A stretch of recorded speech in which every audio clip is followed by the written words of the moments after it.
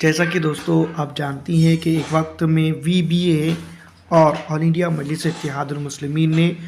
महाराष्ट्र की राजनीति को पूरी तरह से हिलाकर रख दिया था। ऑल इंडिया मजलिस इत्तेहादुल मुस्लिमीन की अगर बात की जाए तो 25 से 30 ऐसी सीटें हैं जहां पर मुस्लिम आरक्षित समाज का जो है तो वर्चस्व काफ़ी ज़्यादा है, जहां पर वो लोकसभा चुनाव के अंदर काफ़ी कुछ खेल कर सकती है। लेकिन सबसे इम्पॉर्टेंट बात यह है कि ये दोनों मिलकर अगर अब एक साथ आते हैं तब जो है तो वो राष्ट्रवादी कांग्रेस और कांग्रेस, भारतीय जनता पार्टी और शिवसेना, इन चारों ही पार्टियों को जो है तो वो पूरी तरह से नेस्तो नाबूद कर सकती है लोकसभा चुनाव के अंदर। क्योंकि पहले एक्सपेरिमेंट की अगर हम बात करें तो वंचित बहुजन अघाड़ी और ऑल इंडिया मजलिस इत्तेहादुल मुस्लिमीन, वंचित बहुजन अघाड़ी जो है तो 47 सीट पर लड़ी थी और ऑल इंडिया मजलिस इत्तेहादुल मुस्लिमीन की अगर बात की जाए तो वो एक सीट औरंगाबाद की लड़ी थी। जिसके साथ ही साथ मैं आपको बता दूं कि पूरे महाराष्ट्र के अंदर जो तो वीबीए और ऑल इंडिया मजलिस इत्तेहादुल मुस्लिमीन के गठबंधन से एक सांसद चुनकर आ गया था। ये बात से साफ जाहिर होता है कि ऑल इंडिया मजलिस इत्तेहादुल मुस्लिमीन और वंचित बहुजन अघाड़ी में काफ़ी दमखम बाकी है। तो अगर ये 5 कारण जिसकी वजह से वो एक साथ आ जाते हैं तो ये महाराष्ट्र की राजनीति में मुस्लिम पिछड़ा वर्ग का एक अनूठा गठबंधन होगा, जो आगे चल के उत्तर प्रदेश, बिहार, झारखंड और अलग अलग स्टेटों के अंदर देखने को मिल सकता है। वैसे तो मैं आपको बता दूं कि ऑल इंडिया मजलिस इत्तेहादुल मुस्लिमीन की मौजूदगी महाराष्ट्र, गुजरात, राजस्थान, दिल्ली, उत्तर प्रदेश, बिहार, झारखंड, मध्य प्रदेश और इसी के साथ साथ तेलंगाना, कर्नाटका के अंदर और साथ ही साथ तमिलनाडु के अंदर भी मौजूद है। तो इसी के साथ जो है तो ऑल इंडिया मजलिस इत्तेहादुल मुस्लिमीन जो है तो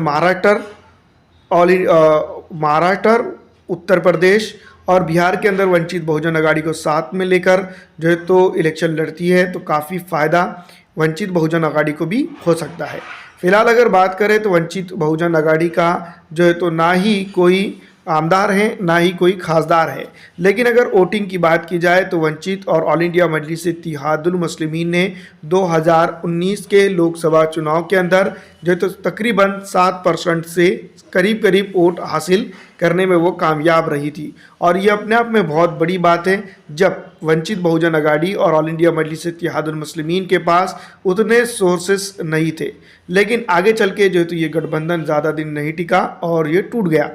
दूसरी बात, अगर जो है तो ऑल इंडिया मजलिस इत्तेहादुल मुस्लिमीन और वंचित बहुजन अघाड़ी आते हैं अब एक साथ, तो ये दूसरी वजह के ज़रिए वो आ सकते हैं। एक जो है तो फिलहाल पार्लियामेंट के अंदर जो है तो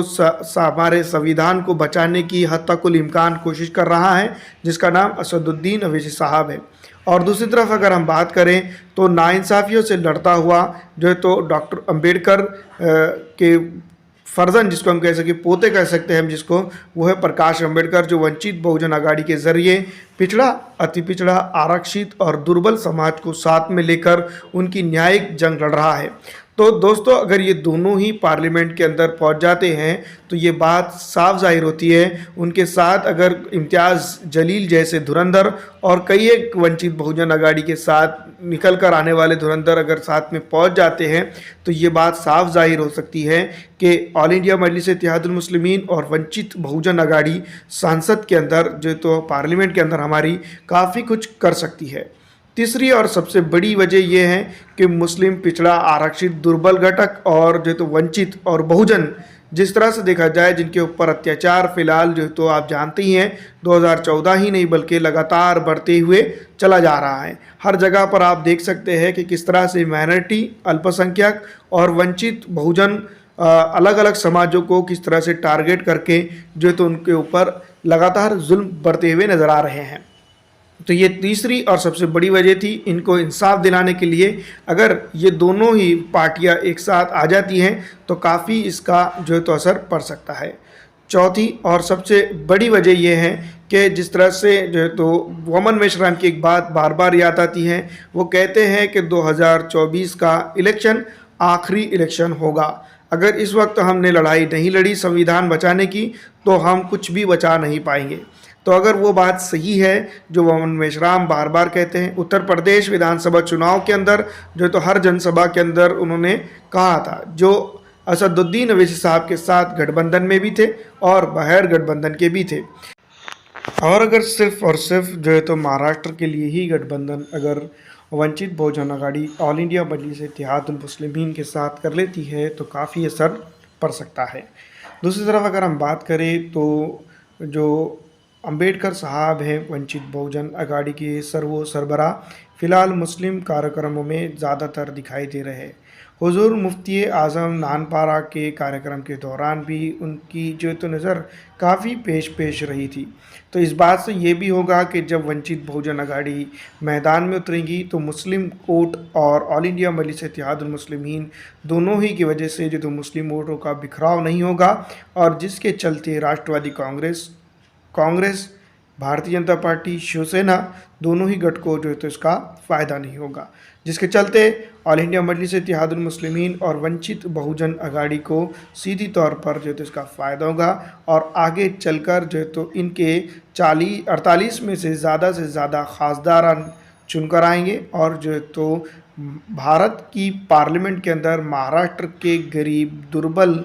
वंचित, माइनॉरिटी और जिनके ऊपर लगातार जुल्म जो है तो पिछले दिनों बढ़ते गए हैं, उनकी बात वो पार्लियामेंट के अंदर उठाते रहेंगे। दूसरी तरफ अगर हम बात करें जो तो वंचित समाज की, तो वंचित समाज को सीधी तौर पर जो तो ये इंसाफ दिलाने की एक बड़ी लड़ाई हो सकती है। पांचवी और सबसे अहम बड़ी वजह दोनों की आइडियोलॉजी की अगर बात करें तो मैं आपको बता दूं, चाहे ऑल इंडिया मजलिस से इत्तेहादुल मुस्लिमीन हो या फिर वंचित बहुजन आघाड़ी हो, दोनों की आइडियोलॉजी पर्सनल तौर पर जो तो संविधान को बचाने की है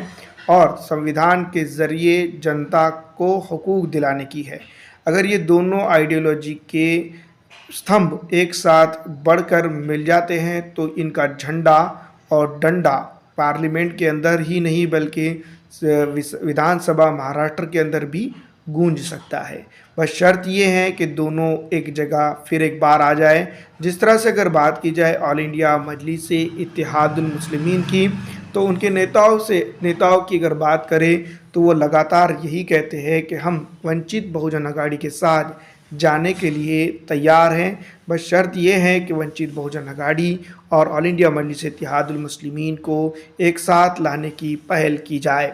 दूसरी तरफ मैं आपको बता दूं, अगर वंचित बहुजन आघाड़ी और ऑल इंडिया मजलिस इत्तेहादुल मुस्लिमीन एक साथ आ जाते हैं तो सेंटर की बड़ी पॉलिटिकल पार्टीज़ को, यानी कि भारतीय जनता पार्टी और दूसरी तरफ कांग्रेस पार्टी को इसका काफ़ी नुकसान हो सकता है, जो कई दिनों से जो है तो सिर्फ सेकुलरिज्म की बात करती है और सेकुलरिज्म के नाम पर जनता से ठगी करती है। फ़िलहाल दोस्तों, आपको क्या लगता है हमें कमेंट करके ज़रूर बताइएगा। इस वीडियो में इतना ही। अगर दोनों यानी कि वंचित बहुजन आघाड़ी और AIMIM साथ आ जाए तो महाराष्ट्र की 48 सीटों पे क्या हो सकता है।